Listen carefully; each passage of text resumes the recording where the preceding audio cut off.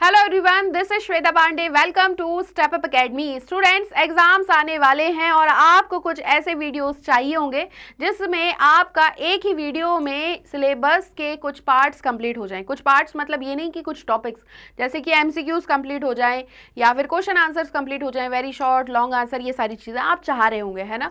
और इन्हीं सारी चीज़ों को ध्यान में रखते हुए हम आपके लिए लेकर आए हैं आज मल्टीपल चॉइस क्वेश्चन का ये वीडियो। ठीक। अच्छा, आप ये भी चाहते हैं कि ऐसा वीडियो भी ना हो कि बहुत ज़्यादा आवर्स का हो, ज़्यादा टाइम ड्यूरेशन हो कि हम वो वीडियो ही देखते रहें, तो ऐसा कुछ भी नहीं है। ठीक है, यहाँ पर है आपके लिए मल्टीपल चॉइस क्वेश्चंस। आप जानते हैं जैसे कि 12 क्वेश्चंस समथिंग आपके आते हैं और इन्हीं क्वेश्चंस की प्रिपरेशन करवाने के लिए आपके लिए ये वीडियो बहुत बेनिफिशियल होने वाला है। ठीक, तो अब एमसीक्यूज कौन से सब्जेक्ट के लिए हैं, तो क्लास 12th पॉलिटिकल साइंस के लिए ऑब्जेक्टिव क्वेश्चंस हैं। All chapters are covered in this. MCQs हैं। आपको क्या करना है, बस ध्यान से क्वेश्चन देखना है, ऑप्शन पढ़ना है मेरे साथ और कमेंट सेक्शन में करेक्ट आंसर करना है। करेक्ट आपने आंसर दिया है या नहीं वो हम यहाँ पर चेक कर लेंगे। ठीक, तो सेशन को स्टार्ट करेंगे और आज का सबसे पहला क्वेश्चन देखते हैं। सबसे पहला क्वेश्चन हमारा है, which one of the following commissions was formed for the plan development of India just after independence? Election commission, planning commission, Shah commission और नीति आयोग। ठीक, तो बढ़िया से ये जिस तरीके से पृथ्वी गोल है और घूम रही है तो आपके दिमाग भी ना घूमे इस तरीके से कि पता नहीं क्या लिखा हुआ है। आराम से पढ़ो क्वेश्चन को, आप आंसर बिल्कुल करेक्ट देंगे मुझे पता है। बस आपको क्या करना है, एक चीज़ याद रखना, ऑप्शंस में, एमसीक्यूज में क्वेश्चंस और ऑप्शंस को बहुत ध्यान से पढ़ो और आंसर करेक्ट बता दो जल्दी से। ठीक, तो कुछ इस तरीके से काउंटडाउन चल रहा है आपका भी। ठीक है, टाइमिंग चल रही है, तो जल्दी से कमेंट सेक्शन में आंसर बताओ क्या होना चाहिए। क्वेश्चन देखो, पहला कमीशन, इसमें से कौन सा कमीशन बनाया गया था प्लान डेवलपमेंट ऑफ इंडिया के लिए इंडिपेंडेंस के बाद? तो करेक्ट आंसर अगर हम देखें तो इलेक्शन कमीशन तो नहीं था, नीति आयोग भी नहीं है, अब बचते हैं ये या ये। तो वर्ड अगर हम देखें, प्लान डेवलपमेंट मतलब प्लानिंग कमीशन, तो करेक्ट आंसर तो बी होना चाहिए मेरे अकॉर्डिंग। आपके अकॉर्डिंग भी आंसर बी ही होगा क्योंकि करेक्ट आंसर भी है बी, प्लानिंग कमीशन। ठीक, क्लियर हुआ। अब हम आते हैं नेक्स्ट क्वेश्चन पर। नेक्स्ट क्वेश्चन है, the ASEAN way means. ASEAN way means का मतलब पूछा गया है, reflects the lifestyle of ASEAN members, a form of interaction among ASEAN members that is informal and cooperative, the defense policy followed by the ASEAN members or the road that connects all the ASEAन members। ठीक ठीक, तो देखो यहाँ पर जो हमारे जो अभी अर्थ ऐसे रोटेट कर रहा था वो अभी थोड़ा सा रुक गया है क्योंकि क्वेश्चन पे ध्यान ज़्यादा देना पड़ेगा आपको। फैक्चुअल क्वेश्चन नहीं है, थोड़ा एनालिटिकल है। आप बताइए आसियान वे का मतलब क्या है? आसियान मेंबर्स की लाइफस्टाइल को रिफ्लेक्ट करेगा, एक ऐसा इंटरेक्शन आसियान मेंबर्स के बीच में जो इनफॉर्मल और कोऑपरेटिव है, डिफेंस पॉलिसी जो आसियान मेंबर्स फॉलो करते हैं, या फिर ऐसा रोड जो कनेक्ट करता है सभी आसियान मेंबर्स को। तो करेक्ट आंसर देखें, करेक्ट आंसर है B, a form of interaction among ASEAN members that is informal and cooperative. ये क्वेश्चन पूछा जा सकता है, मान लीजिए आपको शॉर्ट, वेरी शॉर्ट क्वेश्चन में भी पूछ सकते हैं, आसियान वे बताइए। So a form of interaction among ASEAN members that is informal and cooperative. ठीक, अब हम बढ़ते हैं नेक्स्ट क्वेश्चन की तरफ। नेक्स्ट क्वेश्चन है, विच of the following organisations sets the rule for global trade? इसमें से कौन सा ऑर्गेनाइजेशन रूल्स सेट करता है ग्लोबल ट्रेड के लिए? Human Rights Watch, the World Trade Organisation, World Bank और इंटरनेशनल मॉनेटरी फंड। जल्दी से कमेंट सेक्शन में आंसर बता दीजिए। और ये फिर से आ गए हैं। ठीक, तो करेक्ट आंसर अगर हम देखें तो यहाँ पर पूछा गया है कौन रूल सेट करता है ग्लोबल ट्रेड के लिए? तो मुझे तो ऐसा लगता है कि ट्रेड जहाँ भी आता है तो वर्ल्ड ट्रेड आ जाता है, तो आंसर होना चाहिए द वर्ल्ड ट्रेड ऑर्गेनाइजेशन। अभी ये क्वेश्चंस आपको इजी लग रहे होंगे बट एग्जाम टाइम में आपको ऐसा लगता है क्या होना चाहिए आंसर। ठीक, तो प्रैक्टिस कर लो अच्छे से। करेक्ट आंसर है B, World Trade Organisation. Clear हुआ सभी को? अब हम बढ़ते हैं नेक्स्ट क्वेश्चन की तरफ। The Russian revolution in 1917 was led by Joseph Stalin, Nikita Khrushchev, Michael Gorbachev और व्लादिमीर इलिच लेनिन। जल्दी से कमेंट सेक्शन में आंसर बता दो। काउंटडाउन शुरू करते हैं, मैं 10 तक काउंट करती हूँ और जब तक आप लोग करेक्ट आंसर बता दीजिएगा। सो 1 2 3 4 5 6 7, 8, 9 एंड 10। क्या है करेक्ट आंसर? करेक्ट आंसर हम देखते हैं। सो the correct answer is D, Lenin. Clear हुआ सभी को? अब हम बढ़ते हैं नेक्स्ट क्वेश्चन की तरफ। देखो ये ऑप्शंस में इसलिए आपको ध्यान है, अगर ये फिल इन द ब्लैंक्स में आ जाए तो थोड़ा सा आप कंफ्यूज हो जाएंगे, इसलिए क्वेश्चन के आंसर्स को याद करते जाइए। Next question, according to Kyoto Protocol the major nations abide to reduce concentration of greenhouse gases was by 2008, 2010, 2012 और 2018।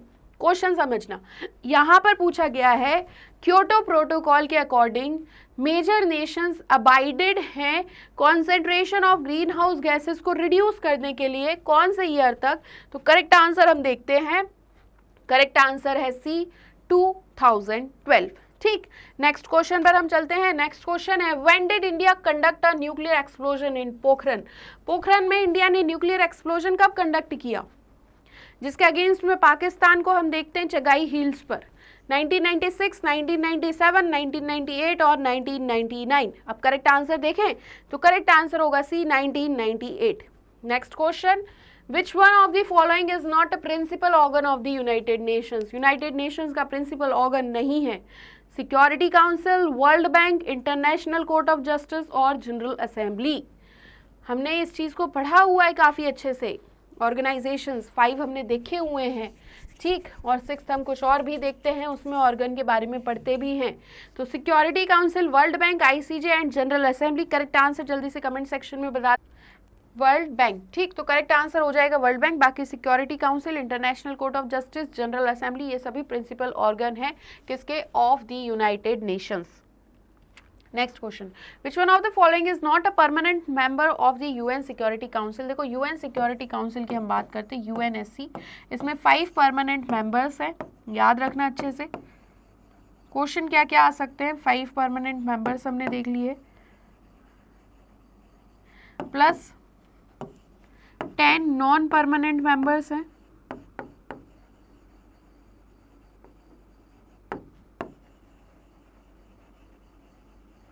इनका टेन्योर होता है 2 इयर्स का। 2 इयर्स के बाद फिर से इलेक्शन होते हैं, और इस इलेक्शन में ये जो 10 बन चुके हैं ये फ्रिक्वेंटली इलेक्शन में नहीं हो सकते। बाकी ये 5 है। 5 में से है Russia, China, France, UK, US. तो आंसर यहाँ पर क्या होगा कमेंट सेक्शन में? मुझे पता है आप लोगों ने आंसर बता दिया होगा। तो करेक्ट आंसर होगा यहाँ पर भी, इंडिया। इंडिया परमानेंट मेंबर्स में से नहीं है, और इस चीज़ के लिए इंडिया हमेशा मतलब बोलता भी है और फेवर भी करता है अपने आप को कि क्यों परमानेंट मेंबर होना चाहिए। काफ़ी सारी चीज़ें इंडिया इन चीज़ों के लिए बेसिस देता है। ठीक, क्लियर हुआ? अब हम बढ़ते हैं नेक्स्ट क्वेश्चन की तरफ। नेक्स्ट क्वेश्चन है which one of the following statements about the ethnic conflict in Sri Lanka is false? False बताना है। Politics in Sri Lanka openly favoured the Sinhalas, interest of Tamils were neglected, liberation tigers of Tamil Elam were supported by the SAARC countries and there was no political equality in Sri Lanka। याद रखना false statement बताना है। ठीक, कौन सी statement गलत है? तो सबसे पहले तो मैं आपको ये कहूँगी कि लिट्टे का फुल फॉर्म अच्छे से याद रख लीजिए, और ये क्या है? Liberation tigers of Tamil Eelam. ठीक, तो यहाँ पर क्वेश्चन में कहा गया है कि श्रीलंका में जो पॉलिटिक्स है वो सिन्हलास को फेवर्ड करती है। बिल्कुल सही है, क्योंकि सिन्हलास कहते हैं श्रीलंका फॉर सिन्हलास, और ये अपोज करते हैं तमिल्स को जो माइग्रेंट्स हैं इंडिया के। इंटरेस्ट ऑफ तमिल्स जो है वो नेग्लेक्ट किया जाता है, इसके लिए इन लोगों ने लिट्टे भी बनाई। और उसके बाद पॉलिटिकल इक्वालिटी नहीं है श्रीलंका में। लेकिन जो फॉल्स स्टेटमेंट होगा वो ये कि सार्क कंट्रीज ने कभी भी फेवर नहीं किया है Liberation tigers of Tamil Eelam को, लिट्टे को। ठीक, तो करेक्ट आंसर आप लोगों ने अगर कमेंट सेक्शन में बता दिया है तो हम करेक्ट आंसर चेक कर लेते हैं। आपका करेक्ट आंसर है C, liberation tigers of Tamil Eelam were supported by the SAARC countries. ठीक, नेक्स्ट क्वेश्चन पर हम आते हैं। Choose the correct term for coming together of 2 और more political parties to form a government. ठीक, एक से ज्यादा पॉलिटिकल पार्टीज क्या करती हैं? एक साथ आती हैं गवर्नमेंट बनाने के लिए। और ये चीज़ हमने कब देखी थी? कांग्रेस के टाइम पर, कि जब पॉलिटिकल पार्टीज को ये समझ में आ गया कि हमारे वोट्स डिवाइड हो रहे हैं, इस वजह से हर बार कांग्रेस जीत रही है मैक्सिमम वोट्स के साथ, तो ये क्या करती हैं, कोलाइड कर लेती हैं कहीं ना कहीं तक। ऑप्शन है A united government, B coalition government, C national government और डी नन ऑफ दीज। अगर आप लोगों ने करेक्ट आंसर दे दिया है कमेंट सेक्शन में तो करेक्ट आंसर देख लेते हैं। तो करेक्ट आंसर है यहाँ पर भी कोलिशन गवर्नमेंट। ठीक, क्लियर हुआ सभी को। अब हम बढ़ते हैं नेक्स्ट क्वेश्चन की तरफ। उससे पहले मैं ये बताना चाहती हूँ एमसीक्यूज में ये क्वेश्चंस इजी इसलिए भी लिए गए हैं कुछ क्वेश्चंस इजी, ताकि अगर वन वर्ड में वेरी शॉर्ट आंसर में आपके क्वेश्चन आ जाए तो आप बहुत अच्छे से लिख पाएं। ठीक, नेक्स्ट क्वेश्चन पर हम चलते हैं। What was the main demand of the Chipko movement? Chipko movement की मेन डिमांड क्या थी? चाइल्ड मैरिजेस को प्रिवेंट करना, डिस्क्रिमिनेशन के अगेंस्ट फाइट करना, ट्रीज को प्रिवेंट करना from being cut and fail और टू डिसकंटिन्यू चाइल्ड लेबर। ठीक, तो करेक्ट आंसर जल्दी से कमेंट सेक्शन में आप लोग बता दीजिए। और अगर आप लोग करेक्ट आंसर बता देते हैं तो चेक कर लीजिए कि आपका आंसर करेक्ट है या नहीं। तो वो चेक कैसे करेंगे, यहाँ पे आंसर करेक्ट देखकर। तो करेक्ट आंसर है यहाँ पर C, to prevent trees from being cut and fell. ठीक, नेक्स्ट क्वेश्चन पर हम चलते हैं और नेक्स्ट क्वेश्चन है the United Nations was founded on 24 October 1945, 30 October 1945, 26 June 1945 और 26 जनवरी 1942। तो करेक्ट आंसर क्या होना चाहिए, ये इंपॉर्टेंट है। यूनाइटेड नेशंस का फॉर्मेशन और इसी के साथ जितने भी ऑर्गेनाइजेशन है उनके फॉर्मेशन ईयर ज़रूर याद रख लीजिए। ठीक, अरे मैं आंसर लिखने वाली थी, आप लोग आंसर बताइए कमेंट सेक्शन में। देखिए अगर हम बात करें, सार्क है, ब्रिक्स है, आसियान है, इन सब के फॉर्मेशन ईयर याद रखने हैं। कहाँ पे कौन सी मीटिंग हुई है ये याद रखना है, कौन सा ऑब्जेक्टिव है ये याद रखना है। ठीक, तो करेक्ट आंसर हम देखेंगे। करेक्ट आंसर मुझे तो ऐसा लग रहा है क्या है, करेक्ट आंसर ए ही है। तो देख लेते हैं करेक्ट आंसर क्या है। करेक्ट आंसर है ए, 24 अक्टूबर 1945। ठीक, तो 24 अक्टूबर 1945 को यूनाइटेड नेशंस बनाया गया, फॉर्मेशन हुआ। क्लियर हुआ। इसी तरीके से सार्क, ब्रिक्स और आसियान के आप लोग करेक्ट आंसर जल्दी से कमेंट सेक्शन में बता दीजिए। अब हम बढ़ते हैं नेक्स्ट क्वेश्चन की तरफ। नेक्स्ट क्वेश्चन है the States Reorganisation Commission was appointed in which year? 1950, 51, 53, 54। देखो दो क्वेश्चन आते हैं, एक क्वेश्चन आएगा रिपोर्ट कब दी सबमिट की और दूसरा क्वेश्चन आएगा कि किस ईयर में बना।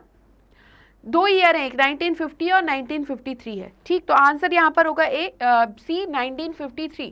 तो जो स्टेट रिऑर्गेनाइजेशन कमीशन था वो किस ईयर में बना? 1953 में। बाकी 51, 54 को हम हटा देंगे और करेक्ट आंसर हो गया 1953। अब हम बढ़ते हैं नेक्स्ट क्वेश्चन की तरफ।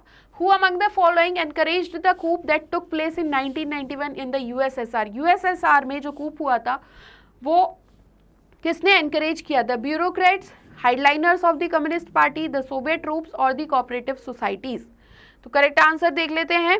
करेक्ट आंसर है यहाँ पर C, the Soviet troops. Next question, which one of the following was not a consequence of shock therapy in Russia? Russia में शॉक थेरेपी का कॉन्सिक्वेंस नहीं हुआ।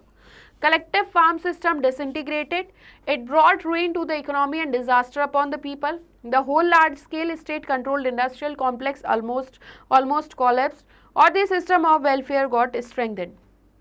देखो क्वेश्चन आएगा consequences of shock therapy लिखिए, तो ये आपको ऑप्शंस के फॉर्म में याद अच्छे से हो जाएगा। करेक्ट आंसर अगर हम देखें उससे पहले ये ध्यान रखो, देखो क्या कहा गया है, इन्होंने कहा है जो कलेक्टिव फार्म सिस्टम था वो डिसइंटीग्रेट हो गया, इकोनॉमी रूइन हुई और डिजास्टर आ गया लोगों पर। ठीक, ये जो रूइन हुई economy, whole large scale state ने कंट्रोल किया, इंडस्ट्रियल कॉम्प्लेक्स जो वो कर रहे थे वो कोलैप्स हो गया और सोशल वेलफेयर का सिस्टम स्ट्रेंथेंड हुआ। अब आप ये बताओ, मान लो आपको करेक्ट आंसर नहीं भी पता है तो तीनों जगह तो डिस्ट्रक्शन की बात हो रही है, यहाँ पे स्ट्रेंथेंड की बात हो रही है।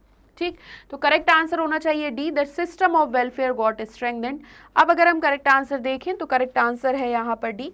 ठीक, the system of social welfare got strengthened, ये ऐसा नहीं हुआ। बाकी the collective farm system disintegrate हुआ, इकोनॉमी पर रुइन आया, डिजास्टर अपॉन द पीपल, और जितने भी लार्ज स्केल स्टेट थे इन्होंने इंडस्ट्रियल कॉम्प्लेक्स जो वो संभाल रहे थे, कंट्रोल कर रहे थे, वो कहीं ना कहीं तक कोलैप्स्ड हो गया। Next question, which one among the following is the cause of disintegration of the Soviet Union? Inability of the Soviet system to correct its own mistakes, over aspirations of the people, rapid economic development, और superiority of the Soviet system over western capitalism. ठीक, क्या होना चाहिए correct answer, what should be the correct answer, जल्दी से comment section में आप लोग बता दीजिए। हम क्वेश्चन को एक बार और समझ लेते हैं। इसमें से पूछा गया है डिसइंटीग्रेशन जो हुआ सोवियत यूनियन का, उसका कारण क्या था, कॉज क्या था। सोवियत सिस्टम अपनी मिस्टेक्स को करेक्ट नहीं कर पा रहा था, लोगों की आकांक्षाएं बहुत ज़्यादा थी, इकोनॉमिक डेवलपमेंट अच्छा था, और सोवियत सिस्टम की सुपीरियरिटी थी वेस्टर्न कैपिटलिज्म पर। देखो, सबसे पहले तो ऑप्शंस में ना एक चीज़ याद रखो, सबसे पहले मैंने आपको क्या बताया था कि रीड केयरफुली, ये होता है एमसीक्यू का फर्स्ट रूल। सेकंड होता है एलिमिनेशन। अगर आपको एलिमिनेशन मेथड आ रही है, आपको एलिमिनेट करना आ रहा है चीज़ों को, तो आपका आंसर करेक्ट जाएगा। ठीक, तो एलिमिनेट कैसे करना है, आप ये बताओ, कोई भी चीज़ अगर डिसइंटीग्रेट होगी, समाप्त होगी, बिखर जाएगी, तो क्या आपकी आकांक्षाएं ज़्यादा इस वजह से ऐसा होगा, ऐसा बिल्कुल नहीं है, तो ये ऑप्शन कट हो जाएगा। इकोनॉमिक डेवलपमेंट अच्छी होगी तो डिसइंटीग्रेशन तो होता ही नहीं ना। ठीक, और सोवियत सिस्टम की सुपीरियरिटी नहीं थी ओवर वेस्टर्न कैपिटलिज्म, तो ये भी कट हो गया। हाँ, सोवियत सिस्टम खुद अपनी मिस्टेक्स को करेक्ट नहीं कर पाया, तो ये तो सही दिया गया है। अब अगर हम करेक्ट आंसर देखें तो देखो, करेक्ट आंसर है A, inability of the Soviet system to correct its own mistakes. ठीक, क्लियर हुआ सभी को। अब हम बढ़ते हैं नेक्स्ट क्वेश्चन की तरफ। The Russian revolution of 1917 was inspired by the ideals of dash as opposed to dash. A, communism, Leninism, socialism, capitalism, Marxism, humanism, और गांधीज्म एंड कैपिटलिज्म। देखो, घुमा फिरा के जैसे ये जो सर्कल चलता है ना, हम देखते हैं सेम इसी तरीके से हर एक टॉपिक है पॉलिटिकल साइंस का, सब में एक चीज़ दी हुई है, बस आप रिवीजन करते जाओ ताकि आपकी प्रिपरेशन अच्छी होती जाए। ठीक, अब रशियन रिवॉल्यूशन किस चीज़ से इंस्पायर था और किस चीज़ को अपोज कर रहा था। करेक्ट आंसर हम देखते हैं सोशलिज्म से ये इंस्पायर्ड था, तो यहाँ हम लिख देते हैं socialism as opposed to capitalism, और कैपिटलिज्म को ये अपोज कर रहे थे। ठीक, इसको ध्यान रखना अच्छे से। अब हम बढ़ते हैं नेक्स्ट क्वेश्चन की तरफ, और नेक्स्ट क्वेश्चन है which one of the following was not a weakness of the Soviet union. Soviet union की वीकनेस नहीं थी। क्वेश्चन आ सकता है वीकनेस बताइए सोवियत यूनियन की। सबसे पहले ऑप्शन देखो, the communist Party was not accountable to the people, there was rampant corruption in the Soviet Union, the party bureaucracy had many more privileges than an ordinary citizen had, and Gorbachev initiated reforms in USSR। अब ये पूछ रहे हैं कि weakness नहीं है Soviet union की। काफ़ी सारे क्वेश्चन है हमारे पास, बट हम जल्दी जल्दी क्वेश्चंस को नहीं सॉल्व करेंगे, हर एक क्वेश्चन को अच्छे से सॉल्व करेंगे ताकि एक ही क्वेश्चन से आपके ऑब्जेक्टिव्स और इसी के साथ साथ आपका एमसीक्यू पार्ट भी कवर हो जाए। तो करेक्ट आंसर है यहाँ पर D, Gorbachev initiated reforms in USSR. ये कहा जाता है कि गोर्बाचेव जो सुधार लेके आए थे उसमें वर्क और अच्छे से कर सकते थे, लेकिन ये सोवियत यूनियन की वीकनेस नहीं बन सकती। लेकिन जैसे कि हम देख रहे थे कि कम्युनिस्ट पार्टी अकाउंटेबल नहीं थी लोगों के लिए, ये कहीं ना कहीं तक वीकनेस है। करप्शन, ठीक, भ्रष्टाचार था उस टाइम पे, और ब्यूरोक्रेसी को इतने ज़्यादा प्रिविलेजेस मिले हुए थे जितना ऑर्डिनरी सिटीजन या सामान्य नागरिक के पास नहीं थे। ठीक, करेक्ट। नेक्स्ट क्वेश्चन पर हम चलते हैं। Which 3 major republics of the USSR declared in 1991 that the Soviet Union was disbanded. कौन से 3 मेजर रिपब्लिक्स ने यूएसएसआर के ये डिक्लेयर किया 1991 में कि जो सोवियत यूनियन है वो भंग हो गया है, डिसबैंडेड। ठीक, डिसबैंडेड किसने कहा? Lithuania, Georgia and Kyrgyzstan, Russia, Latvia, Uzbekistan, Russia, Ukraine, Belarus, और Russia, Estonia, Turkmenistan. Correct answer आप लोग जल्दी से कमेंट सेक्शन में बता दीजिए, और अगर आप लोग करेक्ट आंसर बता दिए हैं तो हम आपका आंसर चेक कर लेते हैं सही है या गलत। तो करेक्ट आंसर होगा सी, रशिया, यूक्रेन एंड बेलारूस। यहाँ साइड में ऐसे लिखने का कारण ये है कि आप लोग याद अच्छे से कर लें। ठीक, ये तीनों थे RUB। क्लियर हुआ सभी को? अब हम बढ़ते हैं नेक्स्ट क्वेश्चन की तरफ। क्या है नेक्स्ट क्वेश्चन, देख लेते हैं। नेक्स्ट क्वेश्चन है which one of the following was not a consequence of disintegration of the USSR. USSR के डिसइंटीग्रेशन का कॉन्सिक्वेंस नहीं था। मैनी न्यू स्टेट्स इमर्ज्ड, बिल्कुल इमर्ज हुए new states, Russia emerge as a new super power, ये देखना पड़ेगा। Power relations in world politics change हुए, the capitalist system emerge as the winner, capitalist system winner की तरह इमर्ज हुआ। Correct answer देखते हैं, करेक्ट आंसर है B, Russia emerge as a new super power, ऐसा कुछ नहीं हुआ। बाकी अगर हम देखें तो मैनी न्यू स्टेट्स इमर्ज हुए, पावर रिलेशंस वर्ल्ड पॉलिटिक्स में चेंज हुए और कैपिटलिस्ट सिस्टम को विनर की तरह देखा गया। Next question, identify the main function of the UNICEF, UNICEF के मेन फंक्शंस कौन से हैं? To promote efficient conditions of social justice and work, to collect emergency funds for children, to promote education and science and to create safety, parity and self respectful conditions for both women and children. देखो, अब main function identify करना है हमको UNICEF का। आप पढ़ेंगे तो आपको सारे फंक्शन सेम लगेंगे और ऐसा लगेगा कि सारे ही होने चाहिए, बट एक चीज याद रखो कि ऑप्शन में ऑल ऑफ द अबव नहीं है, ठीक। उसके बाद कोड्स भी नहीं है, तो इनमें से इसे ऐसे क्वेश्चंस को कहते हैं कि ज्यादा पॉसिबिलिटी किस आंसर की है, या हम पॉसिबिलिटीज पे बात करते हैं। और इसके साथ अगर हम आंसर देखें तो आंसर होगा B, to collect emergency funds for children. ये मेन फंक्शन है यूनिसेफ का। अगर आपको क्वेश्चन आ जाए write the main function of the UNICEF, तो आपको लिखना है to collect emergency fund for children. ठीक, क्लियर हुआ। अब इसके साथ हम बढ़ते हैं नेक्स्ट टॉपिक पर, नेक्स्ट क्वेश्चन पर। क्या है नेक्स्ट क्वेश्चन, देख लेते हैं। तो नेक्स्ट क्वेश्चन है the main objective of the United Nations is to. अब मेन ऑब्जेक्टिव पूछा है यूएन का। देखो, लिखने का कारण ये है, आप लोग लिखते जाओ, ये सारी चीजें अगर आपको अच्छे से आ गई तो आपके क्वेश्चन आंसर्स गलत नहीं जाएंगे, आपके पास काफी कुछ डेटा होगा लिखने के लिए। Control the big powers to exploit small countries, ये तो बिल्कुल भी नहीं होगा ऑब्जेक्टिव।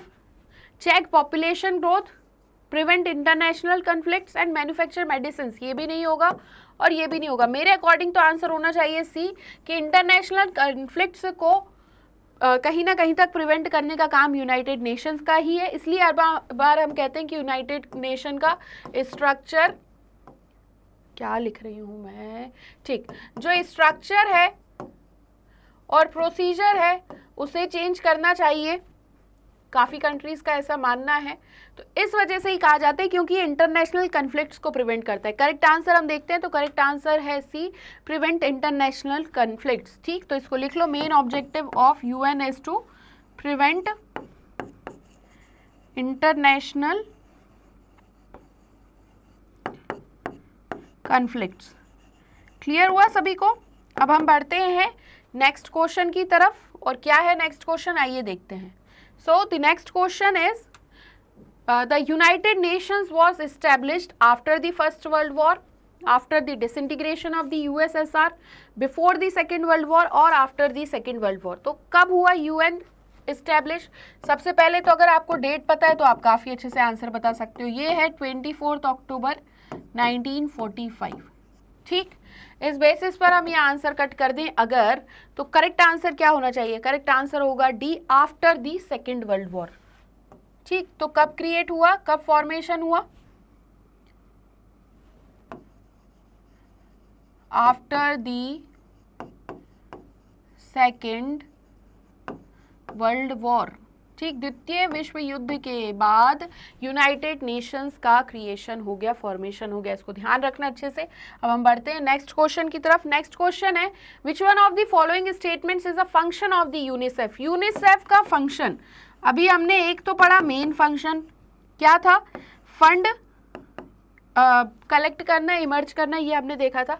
अब मेन फंक्शन की अगर हम बात करें यूनिसेफ की, हमने पढ़ लिया है main objective to collect emergency funds for children, it works for human development, it works for agriculture and rural development, it works for promotion of children's health and its work for environmental protection. Elimination method देखो, environmental protection के लिए नहीं होगा, agriculture भी नहीं होगा। लेकिन अगर यूनिसेफ का फुल फॉर्म आपको पता है तो बहुत अच्छे से पता होगा कि आंसर ह्यूमन डेवलपमेंट भी नहीं होगा, सी होगा।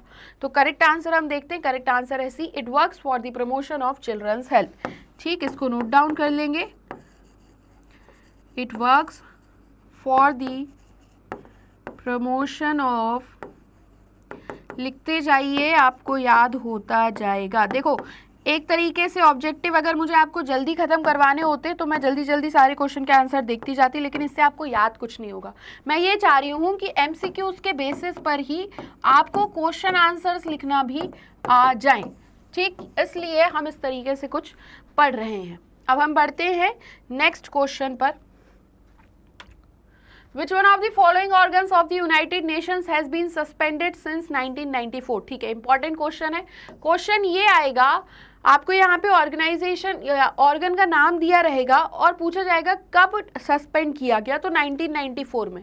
लेकिन अभी पूछा गया है कौन सा ऑर्गन था, A General Assembly, B Trusteeship Council, C Economic and Social Council and D Secretariat. तो करेक्ट आंसर यहाँ पर होगा जो भी वो उस बेसिस पर था कि यहाँ पे काम कर रहे थे ट्रस्ट और सिक्योरिटी बेसिस पर, ठीक। लेकिन एक स्टेट था, एक कंट्री थी, पाओलो ऐसे करके कंट्री थी, जब वहां से सारी चीजें खत्म हो गई लास्ट, तब जाके ये ऑर्गेनाइजेशन को समाप्त कर दिया गया, सस्पेंड किया गया। तो suspended since 1994। So the correct answer is B, Trusteeship Council. Next question, which one of the following statements does not justify India's claim to be permanent member of the UNSC? कौन सा statement justify नहीं करता है India का claim permanent member होने के लिए of the UN security council? India's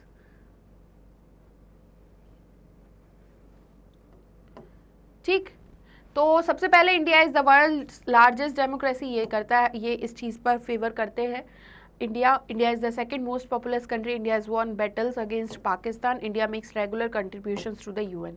answer आप लोग अगर भावनाओं में बहकर देंगे तो आप करेक्ट आंसर कुछ और दे सकते हैं, बट थोड़े से प्रैक्टिकल होके लॉजिक लगा के अगर आप करेक्ट आंसर देंगे तो आपका आंसर बिल्कुल करेक्ट जाएगा। अब अगर हम कमेंट सेक्शन में आपने आंसर दे दिया है तो करेक्ट आंसर देखते हैं। करेक्ट आंसर होगा India has won 2 battles against Pakistan. ये कहीं ना कहीं तक जस्टिफाई नहीं करता है कि इस बेसिस पर इंडिया को परमानेंट मेंबर होना चाहिए, लेकिन अगर क्वेश्चन आ गया कोई 2 रीज़न जस्टिफाई कीजिए कि इंडिया को परमानेंट मेंबर होना चाहिए यूएन सिक्योरिटी काउंसिल का, तो ये है कि India is the world's largest democracy, second most populous country, और India makes regular contributions to the United Nations. ठीक, क्लियर हुआ आप सभी को? अब हम बढ़ते हैं नेक्स्ट क्वेश्चन की तरफ। नेक्स्ट क्वेश्चन क्या है? Which princely state of India was the first to announce to remain as an independent state?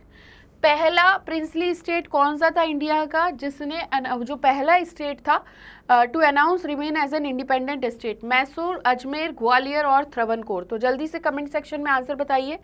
यहाँ पर मैं काउंटिंग को 10 तक लिखने वाली हूँ, जब तक आप लोग आंसर करेक्ट बता दीजिएगा, ठीक। 1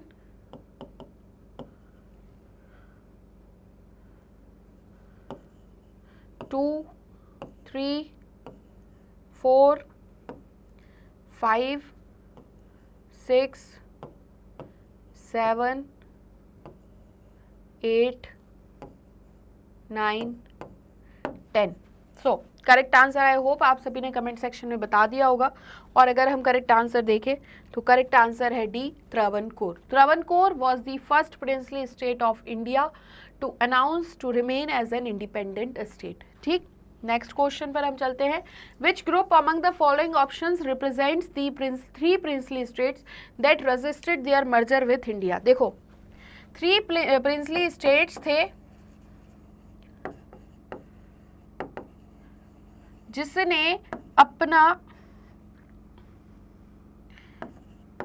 मना कर दिया था इंडिया के साथ मर्जर, ठीक। तो कौन से थे ये 3 स्टेट्स, ये हमको बताना है। हैदराबाद, भोपाल, जम्मू एंड कश्मीर, जूनागढ़, ग्वालियर, मैसूर, जूनागढ़, हैदराबाद, त्रावणकोर और ग्वालियर, त्रावणकोर, भोपाल। जल्दी से कमेंट सेक्शन में करेक्ट आंसर बताइए, करेक्ट आंसर क्या होना चाहिए। और अगर आपने करेक्ट आंसर बता दिया है तो हम चेक कर लेते हैं क्या है करेक्ट आंसर, ठीक। तो देखते हैं क्या है करेक्ट आंसर। करेक्ट आंसर है यहाँ पर सी, जूनागढ़, हैदराबाद, त्रावणकोर, ठीक। यहाँ पर लिख लेते हैं जूनागढ़, हैदराबाद एंड त्रावणकोर, और इनमें से भी पहला कौन सा था, तो त्रावणकोर। ठीक, क्लियर हुआ। अब हम बढ़ते हैं नेक्स्ट क्वेश्चन की तरफ। ये फ्रेमिंग ऐसे सीख जाओगे ना आप तो काफी अच्छे से आंसर लिख सकते हो। Which one of the following was not reason for the partition of British India in 1947। Partition हुआ ब्रिटिश इंडिया का, हम जानते हैं 1947 में, तो इसमें पूछा गया रीजन कौन सा नहीं था।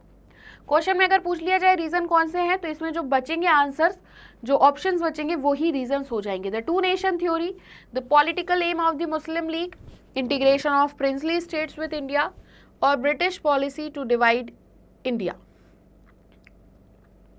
तो जल्दी से कमेंट सेक्शन में आंसर बता दीजिए क्या होना चाहिए। काउंटिंग करें, ठीक, सो 5 तक काउंट करते हैं। 1 2 3 4 एंड 5। अब हम देखते हैं करेक्ट आंसर क्या है।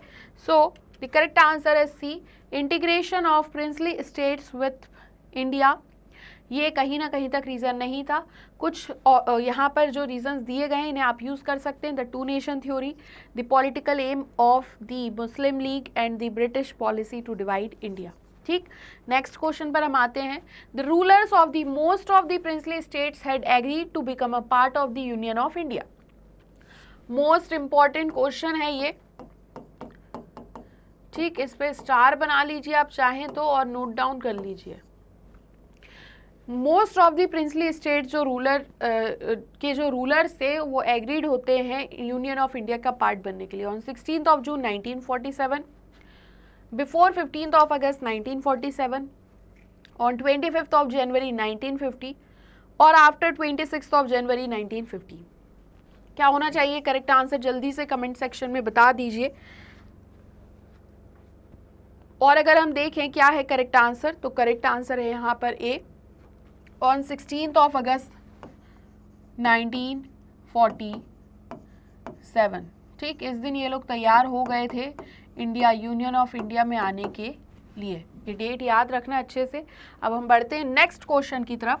सो our next question is, Which one of the following from the northeast has become a state before 1972? 1972 में हम स्टेट्स बनते हुए जैसे कि देखते हैं, तो ये पूछा गया है कि नॉर्थ ईस्ट में बिफोर 1972 कौन सा स्टेट बना था। ठीक, ऐसे बना लो। तो कमेंट सेक्शन में आंसर बता दो जल्दी से। अगर ऑप्शन देख लिए हैं तो मेघालय, मणिपुर, त्रिपुरा एंड नागालैंड। अगर करेक्ट आंसर बता दिया है आप लोगों ने तो हम चेक कर लेते हैं आपका आंसर करेक्ट है या नहीं। तो करेक्ट आंसर है यहाँ पर डी, नागालैंड। ठीक, क्लियर हुआ। 1972 से पहले ये बन गया था, नॉर्थ ईस्ट स्टेट था नागालैंड। सबकी हिस्ट्री, सबके बारे में सबकी स्टोरी हमने काफ़ी अच्छे से पढ़ी हुई है। अब नेक्स्ट क्वेश्चन पर हम आते हैं। Who was the first deputy prime minister of free India? Morarji Desai, Sardar Patel, C Rajagopalachari और जगजीवन राम। अब क्वेश्चन ध्यान से पढ़ना, फर्स्ट डेप्यूटी प्राइम मिनिस्टर पूछा है फ्री इंडिया का, है ना। करेक्ट आंसर देखें तो करेक्ट आंसर यहाँ पर होगा बी, सरदार पटेल। सरदार वल्लभ भाई पटेल जी पहले डेप्यूटी प्राइम मिनिस्टर रहे हैं फ्री इंडिया के। So the first deputy prime minister of free India was Sardar Patel, या फिर Sardar Patel was the first deputy prime minister of free India. अब हम बढ़ते हैं नेक्स्ट क्वेश्चन की तरफ। नेक्स्ट क्वेश्चन है, who among the following leaders of the national movement strongly opposed the two nation theory? Two nation theory strongly किसने opposed की? मोहम्मद अली जिन्ना, जवाहरलाल नेहरू, महात्मा गांधी और खान अब्दुल गफ्फार खान। तो करेक्ट आंसर जल्दी से कमेंट सेक्शन में बता दीजिए। और अगर हम करेक्ट आंसर देखें तो उससे पहले क्वेश्चन समझ लो। यहाँ पर पूछा गया है कौन से लीडर थे नेशनल मूवमेंट के जिन्होंने स्ट्रांगली अपोज्ड किया था टू नेशन थ्योरी को। तो करेक्ट आंसर हम देखते हैं, करेक्ट आंसर है डी, खान अब्दुल गफ्फार खान। क्लियर हुआ सभी को। अब हम बढ़ते हैं नेक्स्ट क्वेश्चन की तरफ। नेक्स्ट क्वेश्चन है, the merger issue of the Junagadh was resolved after dash confirmed people's desire to join India, choose the correct word to fill in the blank। Word होगा ये, वर्ल्ड नहीं होगा। ठीक, इलेक्शन, पब्लिक मीटिंग, प्लेबिसाइड और compromise. ऐसा देखो, हम जानते हैं कि एक इशू चल रहा था और वो इशू था मर्जर ऑफ जूनागढ़ को लेके, कि जूनागढ़ को यूनियन ऑफ इंडिया में शामिल किया जाए। लेकिन ये जो इशू था ये रिजॉल्व होता है, और रिजॉल्व होने का बेस अगर हम देखें after dash confirmed people's desire to join. तो यहाँ पर लोगों ने ऐसा क्या किया जिस बेसिस पे ये कन्फर्म्ड हो गया क्या कि पीपल की डिजायर है, और क्या डिजायर है लोगों की, टू ज्वाइन इंडिया। इसी तरीके से पढ़ोगे सारी चीज़ें अच्छे से याद हो जाएगी। अभी थोड़ा आपको लग रहा होगा कि लिखना पड़ रहा है, लिखना सिर्फ इसलिए पड़ रहा है कि आप लोग का फ्रेमवर्क बन जाए और काफ़ी अच्छे से आप लोग याद कर लें सारी चीज़ों को। तो करेक्ट आंसर है यहाँ पर सी, प्लेबिसाइड। एक प्लेबिसाइड यहाँ पर होता है, प्लेबिसाइड देखने को हमें मिलता है, और उसके बाद यहाँ पे समझ आ जाता है कि यहाँ के जो लोग हैं वो जूनागढ़ के लोग भारत में ही मिलना चाहते हैं, इंडिया में ही मर्ज करना होना चाहते हैं, और इसके बाद यहाँ पर ये कंफर्मेशन मिल जाती है। अब हम बढ़ते हैं नेक्स्ट क्वेश्चन पर। Choose the one which was not a princely state of British India. Mysore, Hyderabad, Manipur, Bombay and Manipur. देखो नॉट अ पूछा है, मतलब कि प्रिंसली स्टेट नहीं था ब्रिटिश इंडिया का। तो मैसूर, हैदराबाद, बॉम्बे, मणिपुर। जल्दी से कमेंट सेक्शन में आंसर कर दीजिए क्या होना चाहिए आंसर, मैसूर, हैदराबाद, बॉम्बे और मणिपुर। तो करेक्ट आंसर देखें, करेक्ट आंसर है यहाँ पर सी, बॉम्बे। बॉम्बे नहीं था princely state of British India. Question आ जाए अगर कि कोई 2 या 3 प्रिंसली स्टेट लिखिए, तो इसको याद रखना, मैसूर, हैदराबाद और क्या हमने पढ़ा, मणिपुर। देखो ये जो हम पढ़ रहे हैं ना, ये सारी चीज़ें इजी भी हैं, मॉडरेट भी हैं, डिफ़िकल्ट नहीं है, बट इनका रिवीजन आपको एग्जाम में मैक्सिमम मार्क्स स्कोर करवाएगा। नेक्स्ट क्वेश्चन पर हम चलते हैं। नेक्स्ट क्वेश्चन है, who among the following appoints the vice chairperson of NITI आयोग। नीति आयोग के वाइस चेयरपर्सन को कौन अपॉइंट करता है? A, prime president of India, B, prime minister of India, C, vice president of India, या फिर डी, लोकसभा स्पीकर। तो करेक्ट आंसर देखते हैं कमेंट सेक्शन में आपका, और अभी तो मैं नहीं देख पाऊंगी, तो आप लोग ने अगर आंसर कर दिया है तो चेक कर लीजिए करेक्ट आंसर क्या है, और करेक्ट आंसर है यहाँ पर B, prime minister of India. देखो ये ध्यान रखना, जो प्राइम मिनिस्टर हैं ऑफ इंडिया ये चेयरपर्सन होते हैं नीति आयोग के, ठीक। और उसके बाद ये जो वाइस चेयरपर्सन होते हैं वो प्राइम मिनिस्टर ऑफ इंडिया ही अपॉइंट करते हैं। आप कमेंट सेक्शन में बताइए फर्स्ट वाइस चेयरपर्सन कौन थे नीति आयोग के, और उसके बाद एट प्रेजेंट कौन है वाइस चेयरपर्सन नीति आयोग के। अब हम बढ़ते हैं नेक्स्ट क्वेश्चन की तरफ। What was the main focus of the second 5-year plan? Second 5-year plan का मेन फोकस क्या था? एग्रीकल्चर, इंडस्ट्रियलाइजेशन, एजुकेशन और ट्रांसपोर्टेशन। तो कमेंट सेक्शन में जल्दी से आंसर बता दीजिए, और अगर आपने आंसर बता दिया है तो हम चेक कर लेते हैं। करेक्ट आंसर होगा बी, इंडस्ट्रियलाइजेशन। ठीक, क्लियर हुआ। इसी के साथ हम बढ़ते हैं नेक्स्ट क्वेश्चन पर। नेक्स्ट क्वेश्चन है, who among the following is the ex officio chairperson of NITI Aayog. वही क्वेश्चन आ गया। So the president of India, the vice president of India, the prime minister of India और the chief justice of India. अब जल्दी से comment section में correct answer बता दीजिए, और अगर आपने करेक्ट आंसर बता दिया है तो हम चेक कर लेते हैं आपका आंसर करेक्ट है या। तो क्वेश्चन का आंसर है the prime minister of India. ठीक, क्लियर हुआ। अब हम बढ़ते हैं नेक्स्ट क्वेश्चन की तरफ, और क्वेश्चन के साथ ही सब कुछ बदल चुका है यहाँ पर, आपको लग रहा होगा। तो देखो क्वेश्चन पर ध्यान दो। क्वेश्चन है, which one of the following statements about India's relation with Pakistan is incorrect. पूछा गया है भारत और पाकिस्तान का क्वेश्चन है, और कहा गया है कि इनमें से कौन सा स्टेटमेंट इनकरेक्ट है। ठीक, सबसे पहले इन्होंने कहा कि इंडिया और पाकिस्तान ने इंडस वाटर ट्रीटी साइन की थी, जो कि सरवाइव की हुई in spite of various military conflicts.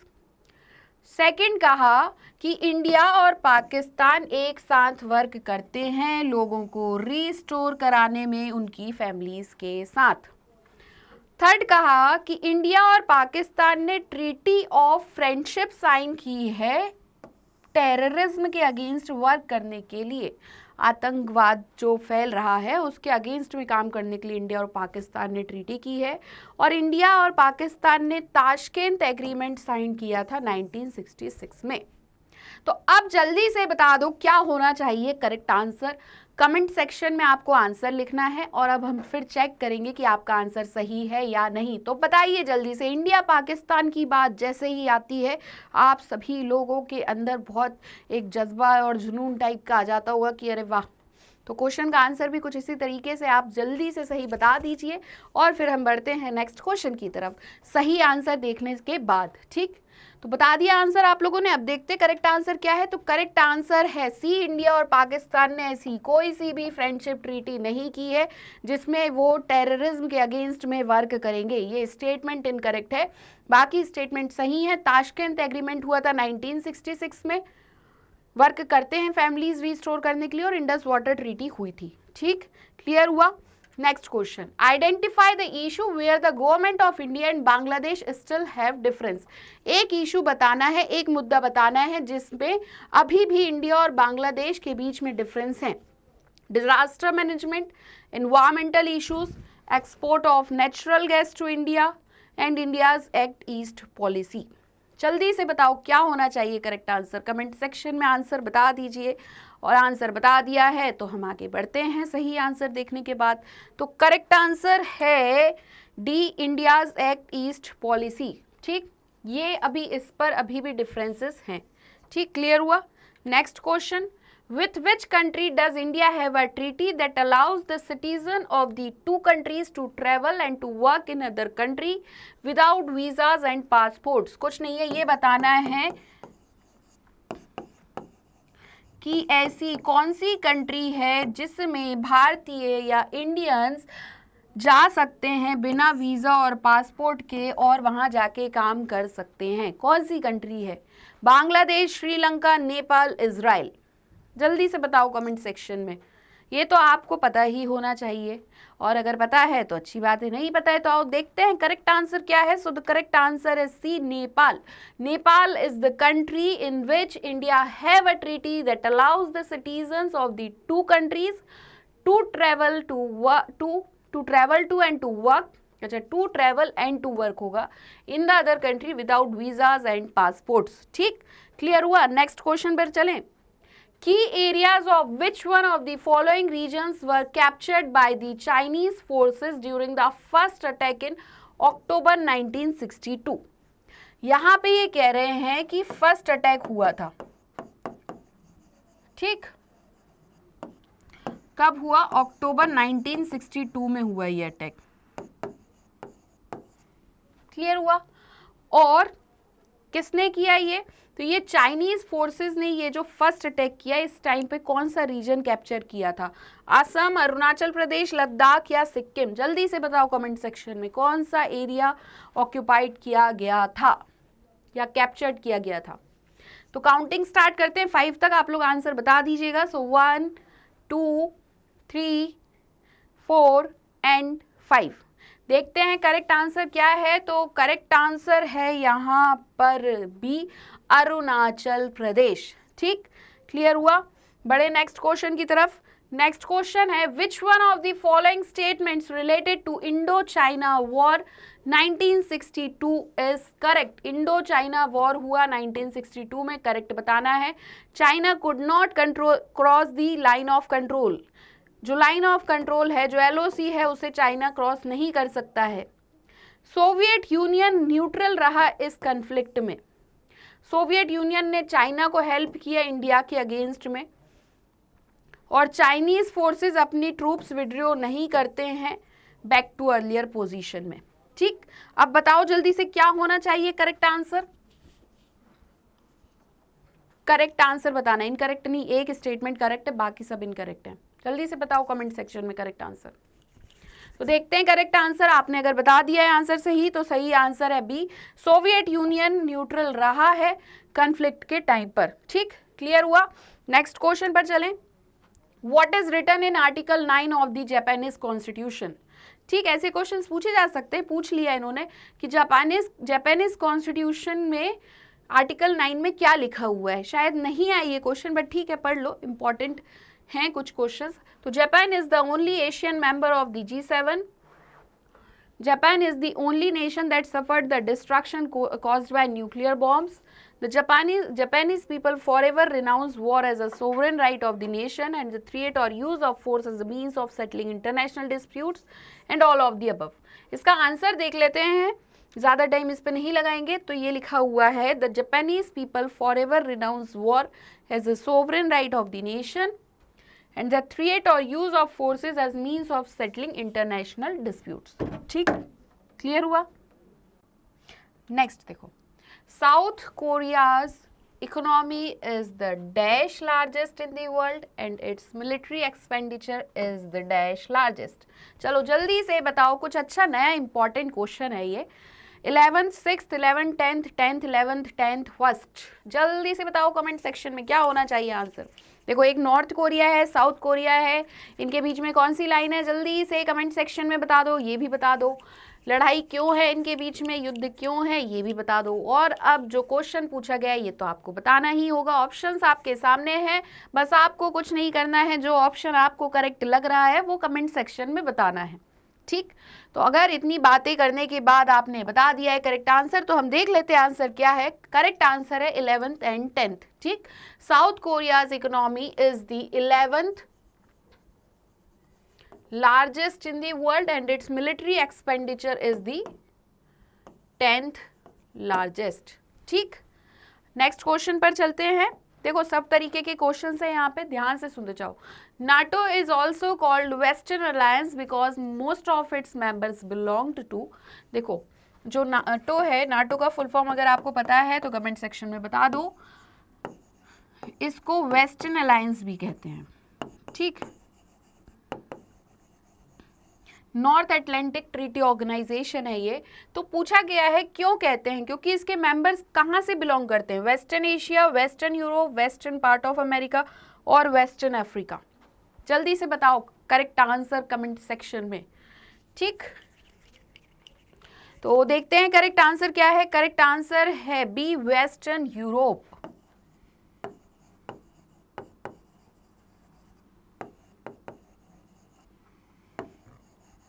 इसी के अगेंस्ट में हम कौन सा पैक्ट देखते हैं, वार्सो पैक्ट देखते हैं। पढ़ा है, नहीं पढ़ा है, कोई बात नहीं, अभी ये ध्यान दो। ठीक, तो वेस्टर्न यूरोप है नाटो में, इसलिए इसे वेस्टर्न अलायंस भी कहते हैं। Next question, in which of the following years the ASEAN regional forum was established. Most important क्वेश्चन है ये, IMP लगा लो इस पर। तो एशियन या आसियान रीजनल फोरम, इसको इसलिए लिख रही हूँ, ये वन वर्ड में भी पूछ सकते हैं आपसे, कब एस्टेब्लिश हुआ। ऑप्शन देखो, 1988, 1993, 1994 और डी 1992। जल्दी से बताओ कमेंट सेक्शन में करेक्ट आंसर, कब बना आसियान रीजनल फोरम। अच्छा, ये भी बताना, अगर बताना चाहो तो आसियान कब बना ये भी बता दो। फिर सार्क, ब्रिक्स, वार्सो पैक्ट कब का है ये भी बता दो।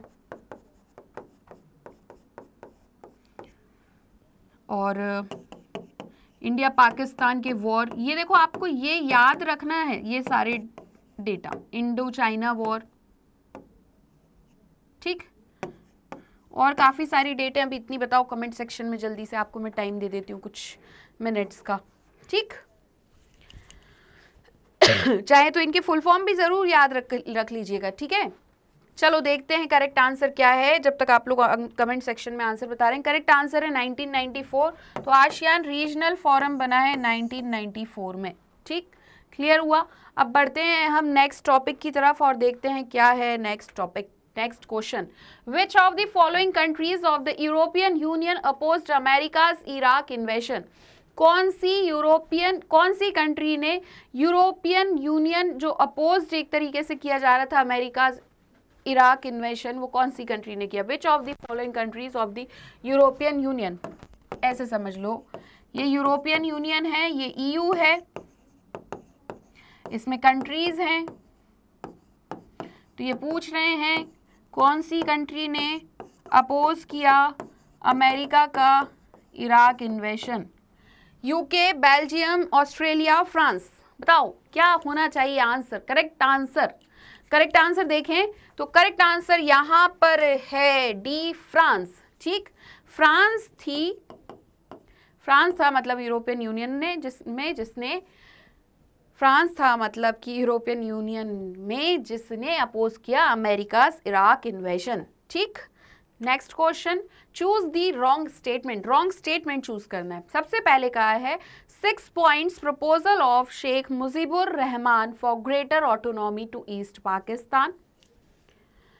सेकंड या B, India and Pakistan conduct nuclear test in 1998। SAFTA signed at the 7th SAARC summit in Islamabad.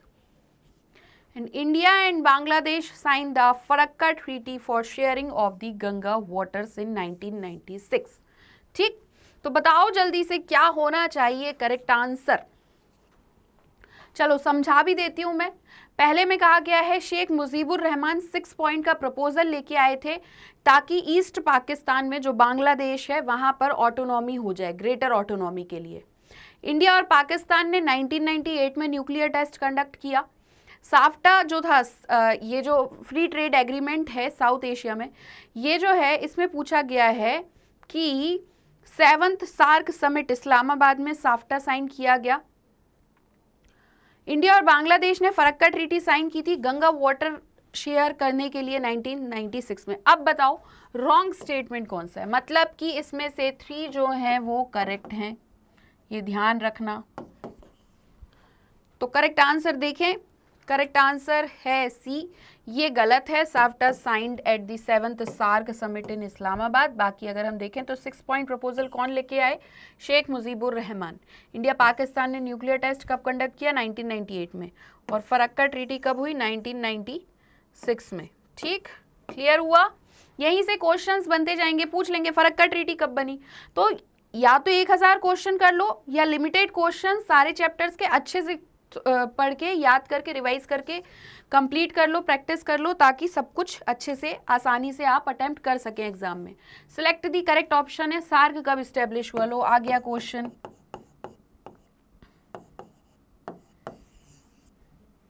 Nineteen 1985, 1988, 1987, 1986 क्या होना चाहिए आंसर, बताओ जल्दी।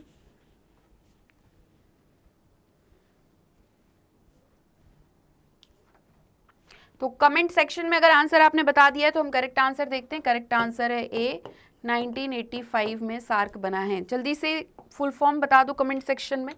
Next question, which one of the following is not a principal organ of the United Nations. United Nations का principal organ नहीं है। Security Council, World Bank, International Court of Justice and General Assembly. ठीक, बताओ जल्दी से comment section में correct answer. और अगर हम यहाँ पर देखें तो करेक्ट आंसर है वर्ल्ड बैंक नहीं है, बाकी Security Council, ICJ, General assembly, trusteeship council है जिसे सस्पेंड कर दिया गया, और हम देखते हैं इकोनॉमिक एंड सोशल काउंसिल। ये 5 ऑर्गन हैं यूनाइटेड नेशंस के। ठीक, वर्ल्ड बैंक नहीं है। Next question, globalisation leads to each culture becoming more different, more transparent, more distinctive और मोर डिफरेंट एंड डिस्टिंक्टिव। हर एक कल्चर कैसा बनता जा रहा है, जल्दी से बताओ कमेंट सेक्शन में क्या होना चाहिए करेक्ट आंसर। ठीक, देखते हैं करेक्ट आंसर क्या है। तो करेक्ट आंसर है मोर डिफरेंट एंड मोर डिस्टिंक्टिव। ये फिल इन द ब्लैंक्स में भी आ सकता है, इसलिए यहाँ पे मैं भी लिख दे रही हूँ और आप लोग भी इसको लिख लें, मोर different and more distinctive.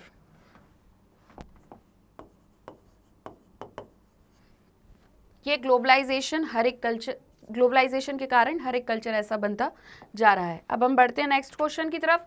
Choose the correct option that has significantly contributed to the process of globalisation. Fear of war, achievements of the UN, security threats और एडवांसमेंट ऑफ टेक्नोलॉजी। बताओ जल्दी से करेक्ट आंसर क्या होना चाहिए comment section में। ठीक, तो प्रोसेस ऑफ ग्लोबलाइजेशन को सिग्निफिकेंटली कौन कंट्रीब्यूट कर रहा है? वॉर का फियर, यूनाइटेड नेशंस के अचीवमेंट्स, सिक्योरिटी थ्रेट्स या फिर technology advancement, advancement of technology. ठीक, ये है करेक्ट आंसर।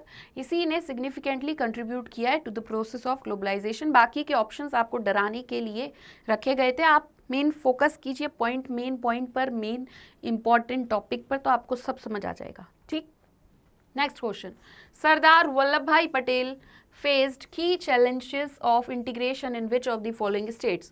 हैदराबाद, मुरादाबाद, जूनागढ़, हैदराबाद, सिकंदराबाद, जम्मू, हैदराबाद जूनागढ़ कश्मीर और जम्मू जूनागढ़ कश्मीर। चलो बताओ जल्दी से कमेंट सेक्शन में आंसर क्या होना चाहिए करेक्ट आंसर। ठीक, काउंटिंग एक काम करते हैं, मैं 10 तक लिखती हूँ, आप लोग आंसर बताइए। ठीक है, जल्दी से 1 2 3 4 5 6 7 8 9 10। ठीक, तो आई होप आप सभी ने करेक्ट आंसर बता दिया होगा। और अगर हम करेक्ट आंसर देखें तो करेक्ट आंसर है सी। बहुत बार इसको हम पढ़ चुके हैं, हैदराबाद जूनागढ़ कश्मीर। ये की चैलेंजेस थे, ये स्टेट्स का इंटीग्रेशन। बहुत ज़्यादा प्रॉब्लम इन स्टेट्स में आई थी सरदार वल्लभ भाई पटेल को। Next question, the rulers of the most of the princely states had agreed to become a part of the Union of India. कब बन गए थे ये इंडिया का पार्ट, यूनियन ऑफ इंडिया का part? On 15 August 1947, after 26 January 1950, before 15 August 1947 और on 26 January 1950। चलो बताओ जल्दी से करेक्ट आंसर क्या होना चाहिए, कमेंट सेक्शन में आंसर कर दो जल्दी से। और अगर हम देखें करेक्ट आंसर क्या है तो करेक्ट आंसर है सी, बिफोर 15 अगस्त 1947। ठीक, क्लियर हुआ? हम बढ़ते हैं नेक्स्ट क्वेश्चन की तरफ। Next question, which one of the following, if the नहीं आएगा यहाँ पर, of the following leaders played an important role in the integration of princely states with India. ये बहुत ही इंपॉर्टेंट और इजी क्वेश्चन है, आप सभी को पता है। जब देखो यहाँ पे छोटी सी कहानी है, बस इतना सुन लो। ये जब डिवाइड हुआ इंडिया तो हमने देखा कि एक साइड इंडिया हो गया और एक साइड क्या हो गया, पाकिस्तान। अब जो प्रिंसली स्टेट्स थे, जहाँ पे प्रिंसेस थे, जो राजा थे, जो स्टेट्स उनके थे, इन्हें कहा गया कि या तो आप पाकिस्तान में चले जाइए या इंडिया में, या फिर इंडिपेंडेंट आप रहिए। तो इन्होंने क्या किया, बहुत से तो इंडिया में आ गए, लेकिन जिन्हें इंडिया में इंटीग्रेट करवाना था, ये काम दिया गया था किसको? तो आंसर देखेंगे तब हमको पता चलेगा। तो करेक्ट आंसर है सरदार वल्लभ भाई पटेल जी को। इन्होंने इंपॉर्टेंट रोल प्ले किया प्रिंसली स्टेट्स के इंटीग्रेशन का विथ इंडिया, इंडिया के साथ। Next question, which one of the following commissions was formed for the planned development of India just after independence? Shah commission, election commission, NITI Aayog, planning commission. तो correct answer आप सभी ने बता दिया होगा, इसमें ज़्यादा टाइम की ज़रूरत है नहीं। करेक्ट आंसर है डी, प्लानिंग कमीशन बना था। फिर प्लानिंग कमीशन को कब समाप्त किया गया, जल्दी कमेंट सेक्शन में बताओ, और नीति आयोग बना दिया गया। ठीक, next question, who among the following appoints the vice chairperson of NITI आयोग? नीति आयोग के वाइस चेयरपर्सन को कौन अपॉइंट करता है? Vice president of India, election commission, prime minister of India और लोकसभा स्पीकर। जल्दी से बताओ कमेंट सेक्शन में कौन अपॉइंट करता है। अगर हम देखें करेक्ट आंसर तो करेक्ट आंसर है सी, प्राइम मिनिस्टर ऑफ इंडिया। ये अपॉइंट करते हैं वाइस चेयरपर्सन ऑफ नीति आयोग को। ठीक, नेक्स्ट क्वेश्चन पर हम बढ़ते हैं और नेक्स्ट क्वेश्चन है, in which year was the NITI Aayog constituted? देखो आ गया क्वेश्चन। तो नीति आयोग कब बना, 2017, 2015, 2016 या 2019? करेक्ट आंसर देखते हैं और करेक्ट आंसर है यहाँ पर बी, 2015, 2015 में नीति आयोग बना। फुल फॉर्म बताओ नीति आयोग का कमेंट सेक्शन में। Next question, what was the main focus of the second 5 year plan? Second 5 year plan का मेन फोकस क्या था? Education, agriculture, transportation, industrialisation. तो आंसर ये भी आप सभी को पता है, ज़्यादा इस पर टाइम नहीं लगाएंगे, एग्जाम आपके पास है तो जो चीज़ आपको आती है उसमें ज़्यादा डिस्कशन नहीं करेंगे, इंडस्ट्रियलाइजेशन। ठीक, next question, the first non aligned summit was held at Bandung, Havana, Belgrade, New Delhi. ये इंपॉर्टेंट है, इसको चाहे तो आप लोग लिख लो और रिवाइज कर लो। ठीक, करेक्ट आंसर देखेंगे तो करेक्ट आंसर है सी, बेलग्रेड। बेलग्रेड में हुई थी the first non aligned summit. The first non aligned summit was held at Belgrade. ठीक, नेक्स्ट क्वेश्चन पर चलें। नेक्स्ट क्वेश्चन है, with which country does India have a treaty that allows the citizens of the 2 countries to travel to and work? ये repeated question है, answer है इसका सी, नेपाल। फिर हम बढ़ते हैं नेक्स्ट क्वेश्चन की तरफ। विच one of the following is the correct full form of CTBT? ये पूछा जा चुका है शायद से और ये फिर से पूछ सकते हैं। इसका फुल फॉर्म जल्दी से कमेंट सेक्शन में बताइए। Comprehensive test ban treaty, correct test ban treaty, comprehensive total ban treaty और कंप्लीट टेस्ट बैंड थ्योरी। जल्दी से बताओ कमेंट सेक्शन में आंसर क्या होना चाहिए। ठीक,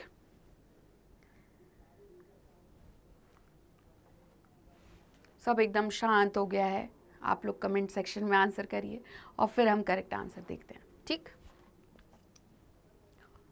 देख लेते हैं correct answer. So the correct answer is A comprehensive test ban treaty. Clear हुआ। नेक्स्ट क्वेश्चन पर हम चलते हैं। Which one of the following groups of countries is known as the axis powers. Axis powers किसे कहते हैं? Germany, Japan, Italy, Germany, Italy, France, Poland, France, Japan और Germany, Poland, Italy. जल्दी से बताओ कमेंट सेक्शन में। एक अलाइड पावर थी और एक एक्सेस पावर्स थी। क्या होना चाहिए करेक्ट आंसर?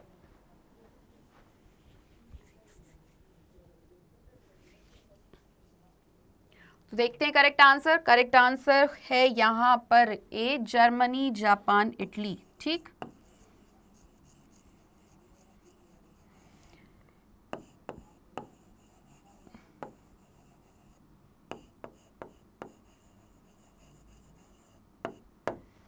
ये एक्सेस पावर थी।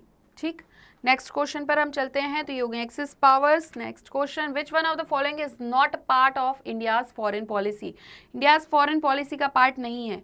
Respect for peaceful coexistence, respect for unipolar world, policy of non alignment और रेस्पेक्ट फॉर सार्क। जल्दी से बताओ कमेंट सेक्शन में क्या होना चाहिए करेक्ट आंसर। क्या है इंडियाज फॉरेन पॉलिसी के पार्ट और पूछा गया है नहीं है पार्ट, तो नॉट अ पार्ट एक आंसर इसमें गलत है, बाकी तीनों आंसर सही दिए गए हैं। तो करेक्ट आंसर हम देखेंगे। करेक्ट आंसर है respect for unipolar world. Unipolar world को इंडियाज फॉरेन पॉलिसी बिल्कुल सपोर्ट नहीं करता, बाकी पीसफुल को एग्जिस्टेंस, नॉन अलाइनमेंट की पॉलिसी या सार्क के लिए रिस्पेक्ट, ये सभी करेक्ट आंसर हैं। Next question, which one of the following statements about India's relation with Pakistan is incorrect. ठीक, ये क्वेश्चन अभी हमने किया था, कुछ और तरीके से ये क्वेश्चन पूछा गया है। तो हम करेक्ट आंसर अगर देखें तो करेक्ट आंसर है यहाँ पर treaty of friendship to work against terrorism. ये नहीं है, बाकी सब करेक्ट हैं।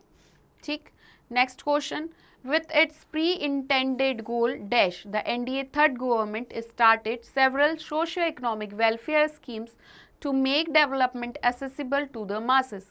जय जवान जय किसान, गरीबी हटाओ, सबका साथ सबका विकास, या जय जवान जय किसान जय विज्ञान। जल्दी से बताओ क्या है करेक्ट आंसर।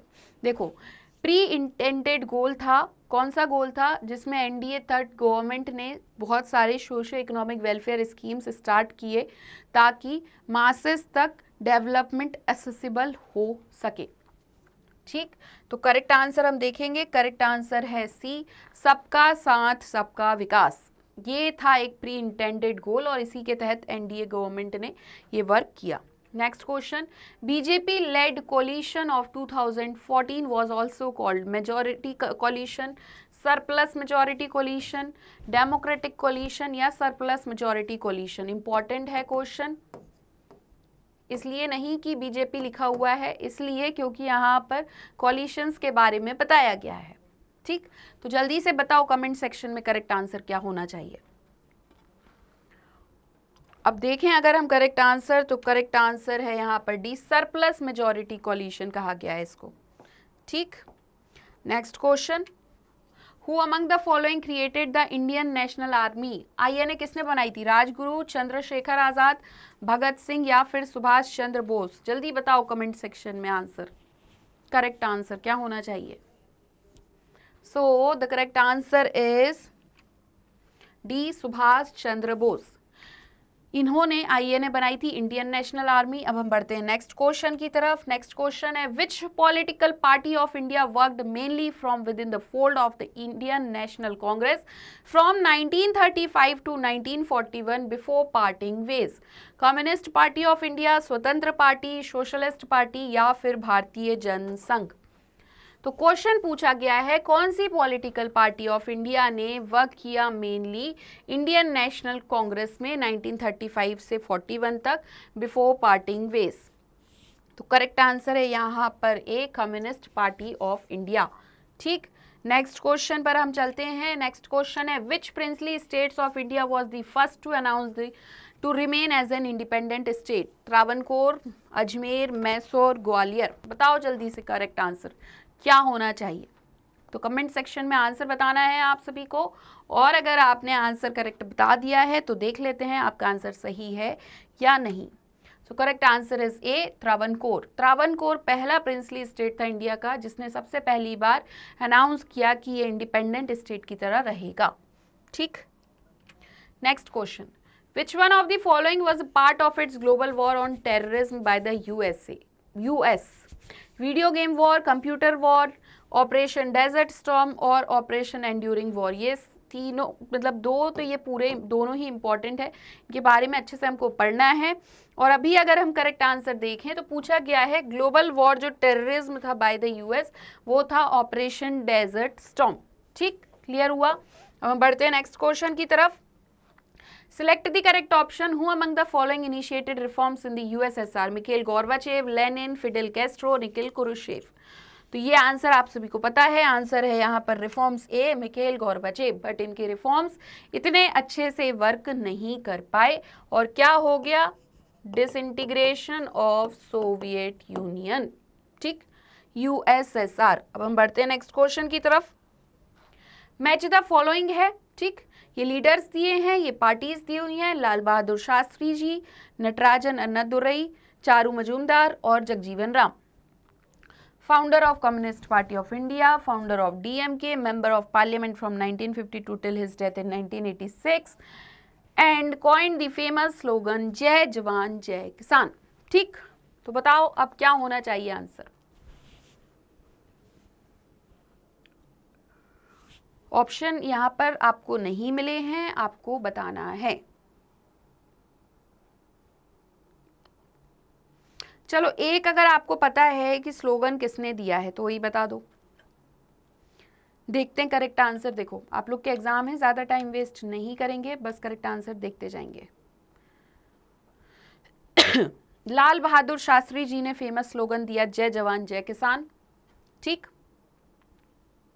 नटराजन अन्नादुरई ये फाउंडर हैं डीएमके के, Charu Majumdar communist Party of India के फाउंडर और Jagjivan Ram member of parliament रहे 1952 से इनकी डेथ तक 1986 तक। ठीक, क्लियर हुआ। नेक्स्ट मैच द फॉलोइंग है, इसका चाहे तो आप लोग स्क्रीनशॉट ले सकते हैं, इंपॉर्टेंट है, पूछा जा सकता है। ठीक, अब हम बढ़ते हैं नेक्स्ट क्वेश्चन की तरफ। क्वेश्चन है head of the commission of inquiry, deputy prime minister of India from 1967 to 69, Deputy Prime Minister of India from 77 to 79 and Union Minister of India from 52 to 77।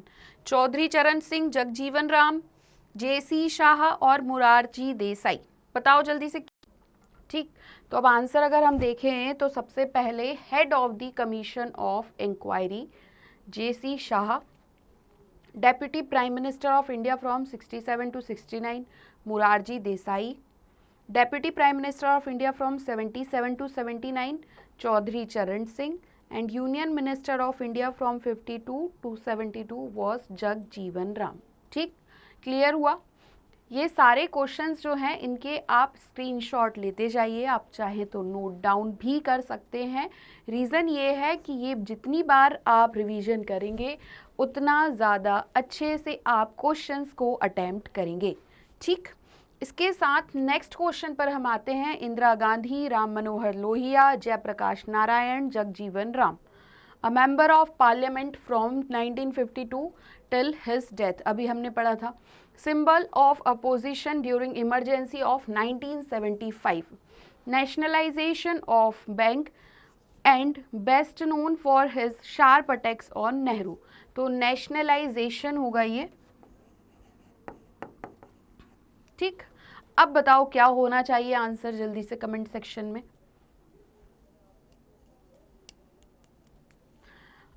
अगर हम देखें करेक्ट आंसर क्या है तो देखो सबसे पहले इंदिरा गांधी जी ने क्या किया, नेशनलाइजेशन किया बैंक्स का।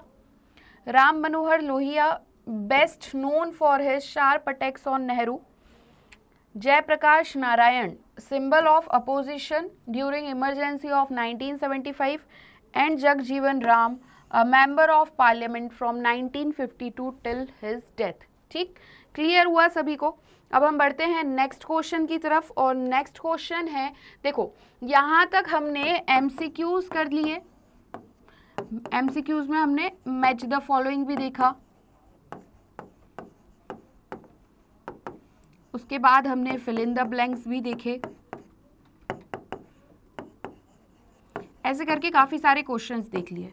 अब जैसा कि हम जानते हैं पॉलिटिकल साइंस में किस तरीके से एमसीक्यूज आते हैं, तो मैं ये चाह रही हूँ कि जो वन वर्ड वाले क्वेश्चंस हैं वो भी कंप्लीट हो जाएं। तो अब कुछ क्वेश्चंस की सीरीज देखने को मिलेगी वन वर्ड में। आप लोगों को कमेंट सेक्शन में आंसर करते जाना है, और अगर कुछ डाउट है तो आप पूछ सकते हैं। सबसे पहला क्वेश्चन है, when did the USR disintegrate? कब हुआ था यूएसएसआर डिसइंटीग्रेट? जल्दी से बताइए कमेंट सेक्शन में। और इसके साथ अगर हम आंसर देखें तो देखो आंसर देखते हैं। आंसर है द यूएसएसआर डिसइंटीग्रेटेड इन 1991। ठीक, क्लियर हुआ। नेक्स्ट क्वेश्चन पर हम आते हैं। नेक्स्ट क्वेश्चन है, how many countries signed CWC? कितनी कंट्रीज ने CWC साइन किया था? तो आंसर देखें, आंसर है more than 181 countries signed CWC। इसका फुल फॉर्म बताओ जल्दी से कमेंट सेक्शन में। Next question, when did India become a part of the UN? UN का पार्ट कब बना इंडिया? चलो बताओ, ये भी इंपॉर्टेंट क्वेश्चन है, जल्दी से कमेंट सेक्शन में बता दो। ठीक, और अगर हम देखें कब बना इंडिया पार्ट UN का, तो आंसर है यहाँ पर, India joined the UN on 30 October 1945। अब आपको कैसे लिखना है याद करने के पर्पज से, आप ऐसे लिख लो, इंडिया UN 30 अक्टूबर 1945। ठीक, कुछ ऐसे पढ़ोगे तो ज़्यादा अच्छे से याद हो जाएगा।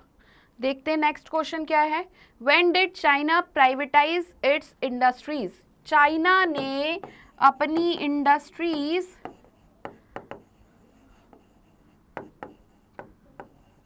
कब प्राइवेटाइज की? बताओ जल्दी से, कब प्राइवेटाइज की? अब अगर हम आंसर देखें तो आंसर है 1982। चाइना ने अपनी एग्रीकल्चरल इंडस्ट्रीज़ की अगर हम बात करें तो 1982 में प्राइवेटाइज कर दी।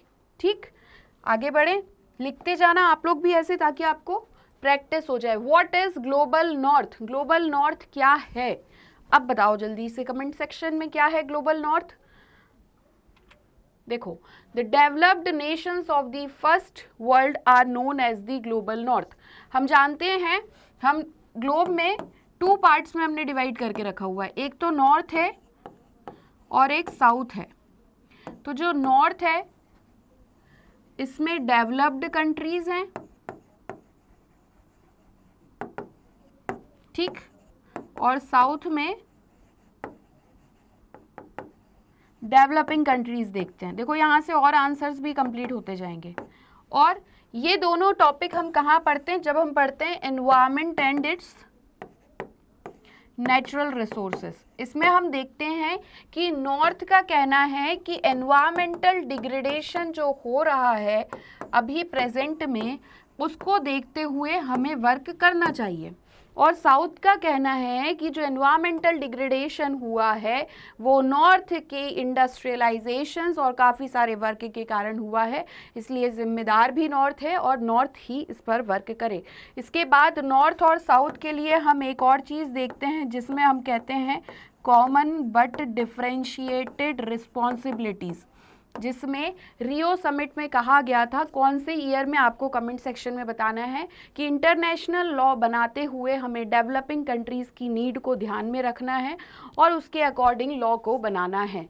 ठीक, क्लियर हुआ? तो कुछ इस प्रकार की कहानी है और क्वेश्चन आया है ग्लोबल नॉर्थ क्या है? तो developed nations of the first world are known as the global north. ठीक, next question, what is global south? तो हम ये भी पढ़ चुके हैं, the developing nations of the third world are known as the global south. अब third world यहाँ पर क्यों लिखा हुआ है? क्योंकि हम थर्ड वर्ल्ड में ही एनवायरनमेंट के बारे में पढ़ते हैं। ठीक, next question, what was the basis of the report of the states reorganisation commission? अब क्वेश्चन को समझना, आप इसमें बहुत सारी चीज़ें लिख देंगे, आप ईयर लिख देंगे, रिपोर्ट कब सबमिट की ये भी लिख देंगे, और क्या वर्क किया ये भी लिख देंगे। बट इन सब पर हमको मार्क्स नहीं मिलेंगे, हमें मार्क्स मिलेंगे जो पूछा गया, और पूछा क्या गया है कि बेस क्या था स्टेट रिऑर्गेनाइजेशन कमीशन की रिपोर्ट का। ठीक, तो आंसर देखते हैं और समझते हैं क्या होना चाहिए answer. The state reorganisation accepted that the basis of organisation of new states should be linguistic. तो सिर्फ एक आंसर यहाँ पर एक वर्ड का मार्क्स है, आप कुछ भी लिख लें मार्क्स नहीं मिलेंगे, सिर्फ आपको ये लिखना है क्या। देखो और छोटा करें इस आंसर को अगर हम, तो स्टेट रिऑर्गेनाइजेशन कमीशन क्या है बेसिस, लिंग्विस्टिक, मतलब कि लैंग्वेज बेसिस पर स्टेट्स का ऑर्गेनाइजेशन किया जाएगा। ठीक, इतना सा आंसर है, बस आप लोगों को समझने की देरी है, आप लोग बहुत समझदार बच्चे हैं, आपको समझ आ गया होगा। Next question, identify the ideologies of the left parties in India. जो लेफ्ट पार्टीज हैं इंडिया में उनकी आइडियोलॉजीज हमें बतानी है, एक होते हैं लेफ्टिस्ट, एक होते हैं राइटिस्ट, ऐसा भी हम पढ़ते हैं। तो लेफ्ट पार्टीज की आइडियोलॉजी क्या है, आपके अकॉर्डिंग क्या है, कमेंट सेक्शन में बता दो। आपके अकॉर्डिंग मतलब सही पता होना चाहिए, ठीक है ना। हमेशा एक चीज याद रखना, जहां कहीं भी आइडियोलॉजी की बात आती है या एनालाइज करने की बात आती है, ठीक, तो हम क्या करते हैं, एक मिनट देखिए, हाँ अब देखो, जहां कहीं भी आइडियोलॉजी की बात आती है या एनालाइज करने की बात आती है, हम क्या करते हैं, दोनों पॉइंट में अपना पॉइंट ऑफ व्यू लिखते हैं।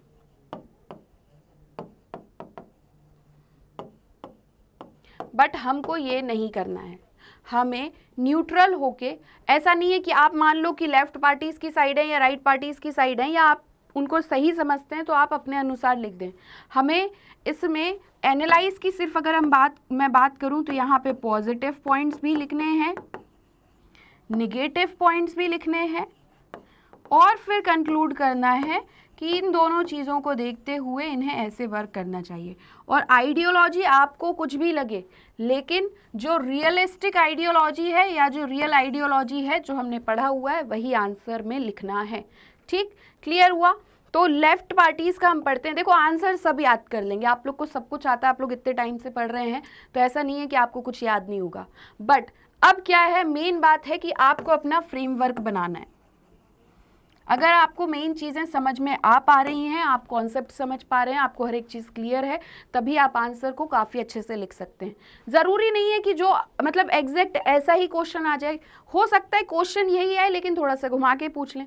बट अगर आपके कॉन्सेप्ट क्लियर होंगे तो आप क्वेश्चन पढ़ेंगे, आपको समझ आ जाएगा हाँ ये आंसर लिखना है।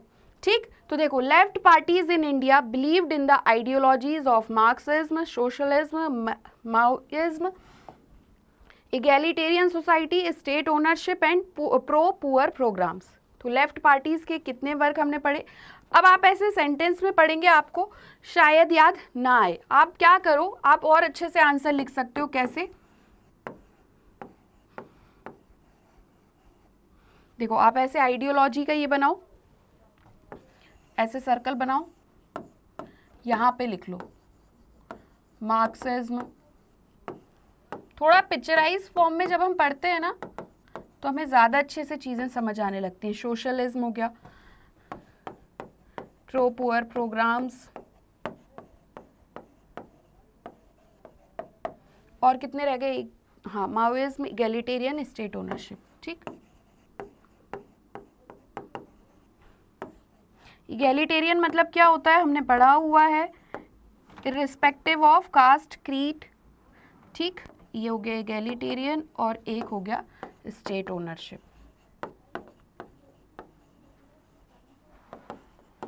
ठीक, क्लियर हुआ। तो इस तरीके से आपको आंसर लिखना है, मार्क्स दोनों में अच्छे मिलेंगे, इसमें ज़्यादा अच्छा प्रेजेंटेशन हो जाएगा।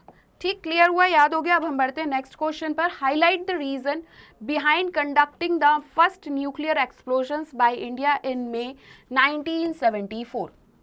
हमें रीजंस बताने हैं कि फर्स्ट न्यूक्लियर एक्सप्लोजन जो इंडिया ने मई 1974 में कंडक्ट किया, इसके पीछे का रीज़न क्या था, क्या कारण था। ठीक, देखो सबसे पहले आंसर पर हम आते हैं। India wanted to use nuclear power for peaceful purposes, बस इतना लिखना है, आंसर कंप्लीट। ठीक, अब हम बढ़ते हैं नेक्स्ट क्वेश्चन की तरफ। Analyse the root cause of the fall of the government headed by Morarji Desai. तो हमको यहाँ पर जो गवर्नमेंट थी मोरारजी देसाई की, वो फॉल क्यों होती है, क्यों गिर जाती है सरकार, इसका रूट कॉज लिखना है। ठीक, अब रूट कॉज की अगर मैं बात करूं, देखो रूट कॉज समझो, जैसे अगर मैं बात करूं 1857 के रिवॉल्ट की, तो एक इसका रूट कॉज था और एक इसका प्रेजेंट कॉज था। प्रेजेंट कॉज में हम देख रहे थे कि कार्टेजेस में एनिमल बोन्स वगैरह यूज की जा रही थी, और रूट कॉज क्या था कि ब्रिटिशर्स का जिस तरीके से एक्सप्लॉइटेशन कर रहे थे। तो इसी तरीके से हमें रूट कॉज में आंसर लिखने रहते हैं। तो रूट कॉज की अगर हम बात करें तो यहाँ पर इंट्रा पार्टी फाइटिंग थी और पावर स्ट्रगल थी with in the Janata party. तो ये दो रीज़न हैं, ये दो रूट कॉज हैं। कौन से हमने पढ़े, देखो लिखते जाओ ऐसे करके। अब लिखने का कारण भी मैं बताती हूँ कि क्यों मैं आपसे कह रही हूँ कि लिखिए। एक पॉइंट हमने पढ़ा इंट्रा पार्टी फाइटिंग और दूसरा हमने पढ़ा स्ट्रगल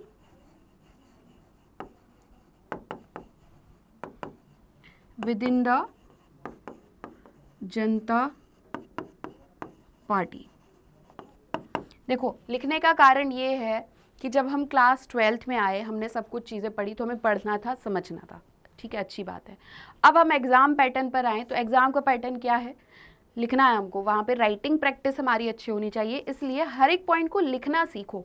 जितनी ज़्यादा प्रैक्टिस करोगे, एक चीज़ याद रखना, एग्ज़ाम का पैटर्न जो भी है उस पर प्रैक्टिस करना ज़रूरी है। पढ़ तो सब लेंगे, सबको पता है इंट्रा पार्टी फाइटिंग थी, स्ट्रगल थी, जनता पार्टी में था, इस वजह से ये सारी चीज़ें चल रही थी। तो पावर स्ट्रगल था, ठीक है, पावर को लेके स्ट्रगल था। लेकिन आप लोगों को अगर प्रैक्टिस नहीं होगी तो आप कहते हैं पेपर छूट गया, मैं लिख नहीं पाई, इसलिए लिखने की प्रैक्टिस ज़रूर करते जाइए। और इसके ही साथ हम बढ़ते हैं नेक्स्ट क्वेश्चन पर और देखते हैं क्या है नेक्स्ट क्वेश्चन। क्वेश्चन है, students of which two states started agitation against the rising food prices in 1974। तो क्वेश्चन अगर हम देखें तो कौन से दो स्टेट्स से, ठीक, टू स्टेट्स कौन से थे जहां से एजिटेशन स्टार्ट हुआ था। तो आंसर अगर हम देखें, एजिटेशन था राइजिंग फूड प्राइसेस इन 1974। तो एक तो बिहार से थे और एक गुजरात से थे। ठीक, क्लियर हुआ। अब इसके साथ अगर हम आगे बढ़ें तो नेक्स्ट क्वेश्चन है, in which year did the Congress party win 415 Lok Sabha seats who became the prime minister at that time. कौन से ईयर में कांग्रेस पार्टी ने 415 लोकसभा सीट्स जीती और उस टाइम पर प्राइम मिनिस्टर कौन बना। ठीक, आंसर देखें, आंसर है कांग्रेस पार्टी 1984 के इलेक्शन में जीतती है 415 सीट्स के साथ और राजीव गांधी जी इस टाइम पर प्राइम मिनिस्टर बनते हैं। ठीक, अब इसी के साथ आगे अगर हम देखें, देखो अगर कुछ नहीं समझ आ रहा है तो भी कोई दिक्कत नहीं है, याद करते जाओ। हम सुपर क्विक रिवीजन भी करते जा रहे हैं हर एक चैप्टर का, क्लास 12th पॉलिटिकल साइंस का, तो आप जाकर देख सकते हैं और अपने डाउट्स को क्लियर कर सकते हैं। ठीक, name any 2 founder member of ASEAN. ठीक है, तो 5 फाउंडर मेंबर्स हैं, उनमें से एक है मलेशिया, इंडोनेशिया, बाकी आप लोगों को कमेंट सेक्शन में बताना है। नेक्स्ट क्वेश्चन देखो क्या है next question, name any 2 new member countries of the European union. ठीक है, तो हंगरी और माल्टा आप अपने अकॉर्डिंग लिख दीजिए जो भी लिखना चाहें। Mention any 2 agencies of the UN, तो आप अपने हिसाब से जो भी एजेंसीज लिखना चाहें। देखो ध्यान रखना, एजेंसीज पूछा गया है, एक सेकंड, देखो एजेंसीज पूछा गया है, ना कि प्रिंसिपल ऑर्गन।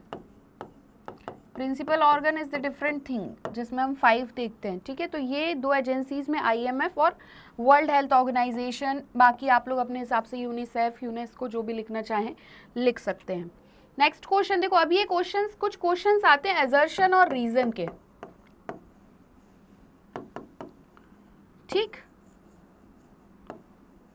एक में हमें असर्शन दिया रहता है और दूसरे में हमें उसका रीजन दिया रहता है, और 4 ऑप्शन रहते हैं। ऑप्शन में कहते हैं या तो ए और आर, मतलब असर्शन और रीजन दोनों ट्रू हैं, और रीजन करेक्ट एक्सप्लेनेशन है ए का।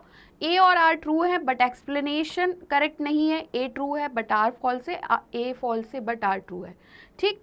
तो ऐसे क्वेश्चंस रहते हैं। पहला क्वेश्चन हम देखते हैं, the disintegration of the USSR led to the end of the cold war confrontations. Cold war confrontations मतलब क्या था कि एक तरीके से जो आमना सामना कर रहे थे, डायरेक्ट अटैक नहीं कर रहे थे, इनडायरेक्ट वे में आमना सामना कर रहे थे। तो जो डिसइंटीग्रेशन हुआ यूएसएसआर का, इसकी वजह से कोल्ड वॉर कॉन्फ्रंटेशंस खत्म हो गए, ठीक है। This resulted in an arms race between the USA and the USSR, और इसकी वजह से जो रिजल्ट हुआ वो देखा हमने कि जो यूएसए और यूएसएसआर के बीच में आर्म्स रेस चलने लगी। तो ऑप्शंस हम देख चुके हैं, पहले आंसर देखो और फिर समझो। आंसर है ए और आर दोनों ट्रू हैं, बट और आर करेक्ट एक्सप्लेनेशन है ए का, बिल्कुल सही है।